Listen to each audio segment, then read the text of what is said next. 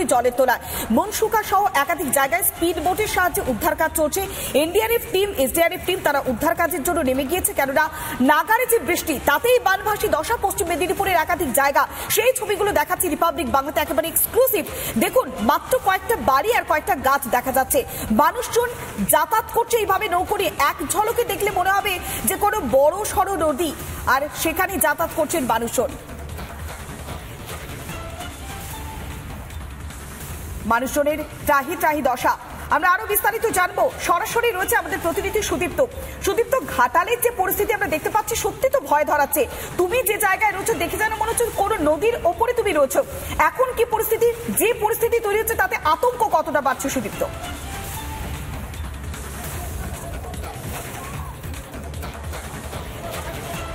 দেখো বললাম, আমি নদীর ওপরে নেই, আমি রয়েছি আড়গোড়া চাতালে, এবং এটা একেবারে রাজ্য সড়ক।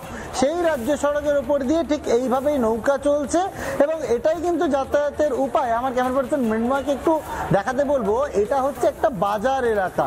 এখানে কিন্তু প্রচুর দোকান রয়েছে, জনবসতি রয়েছে।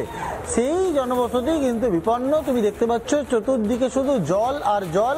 নৌকায় করে কিন্তু এই চাতালের ওপর দিয়ে এখন মানুষকে যাতায়াত করতে হচ্ছে। আমরা রয়েছি সরকারি নৌকায়, মানুষের সুবিধার কথা মাথায় রেখে এখানে কিন্তু পূর্ত দপ্তরের তরফে সরকারি নৌকা নামানো হয়েছে, এবং এইটাতে করে কিন্তু মানুষজন যাতায়াত করছে। এবং যদি আরেকটা ছবি আমার ক্যামেরা পার্সন দেখাচ্ছে, তুমি দেখো ঘাটাল যে বিদ্যাপীঠ, একটি স্কুল, সেখানে কিভাবে জল ঢুকছে তুমি দেখতে পাচ্ছ।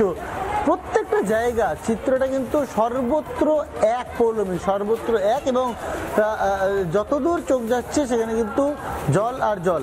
সেই ছবিটাই কিন্তু আমরা দেখতে পাচ্ছি, এবং প্রত্যেক বছর কিন্তু এই ছবিটাই বারবার সামনে আসছে। যে মাঝি ভাই রয়েছে, একটু কথা বলার চেষ্টা করি। দাদা, কতদিন ধরে এই পরিস্থিতি থাকবে এখানে? 4-5 দিন ধরে থাকবে। দাদা, এই ছবিটা তো প্রত্যেক বছর আছে, এর তো কোনো বদল নেই। না, প্রতি বছরই হচ্ছে, প্রতি বছরই। হ্যাঁ, আর প্রতিশ্রুতি তো ঘাটাল মাস্টার প্ল্যান, প্রতিশ্রুতি দিচ্ছে মাস্টার প্ল্যান দিল। জায়গার ভৌগোলিক পজিশন আলাদা, যত বৃষ্টি হলেই ঘাটালকে আসবে, যাতে কোনো প্ল্যানই কাজ করবে না। মানে প্রতিশ্রুতি যতই তা ঘাটালবাসী ডুববে। হ্যাঁ, এটা ডাউন পজিশন, মানে ভৌগোলিক পজিশন অনুযায়ী জল আসবে এখানে। যেভাবে উপর থেকে জল আসছে, জল এসে এটা বন্যা হবে একেবারে। দেখো, এই যে ঘাটাল ভৌগোলিকভাবে কিন্তু একদম পুরো একটা কড়াইয়ের মতো। ফলে যখনই চন্দ্রকোনা, গড়বেতা এই সাইডের যে জলগুলো নামতে শুরু করে, তখনই কিন্তু ঘাটাল ডুবে যায়। একেবারে কড়াইয়ের মতো একটা অবস্থান হওয়ার কারণেই কিন্তু এই ঘাটাল প্রত্যেক বছর বানবাসী হয়। ফলে মাস্টার প্ল্যান হলেও কতটা বন্যার থেকে মানুষ মুক্তি পাবে তা নিয়ে কিন্তু একটা সন্দেহ থেকেই যাচ্ছে। একদম বাজার এলাকার ছবি আমার ক্যামেরা পার্সন মৃন্ময় তুলে ধরছে। দেখো তুমি, মধ্যবাজার, সেখানে কিন্তু ঠিক এইভাবেই জল রয়েছে, ঠিক এইভাবেই জলের তলায় চলে গিয়েছে দোকানগুলো। এবং কতদিনে জল নামবে, মানুষ কতদিনে দোকান খুলতে পারবে, এইগুলো নিয়ে কিন্তু অবশ্যই একটা সন্দেহের অবকাশ থেকে যাচ্ছে। এক্সক্লুসিভলি আমরা সেই ছবি তুলে ধরেছি একেবারে গ্রাউন্ড জিরো থেকে।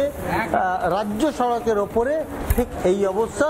তুমি দেখলেই কিন্তু বুঝতে পারবে পরিস্থিতি কতটা সঙ্গীন। সেই ছবিটাই কিন্তু আমার ক্যামেরা পার্সন মৃন্ময় তুলে ধরছে। পৌলমী, একদমই সুদীপ্ত, তুমি আমাদের সঙ্গে থাকো। যে ছবি তুমি দেখাচ্ছ সত্যি ভয় বাড়ছে।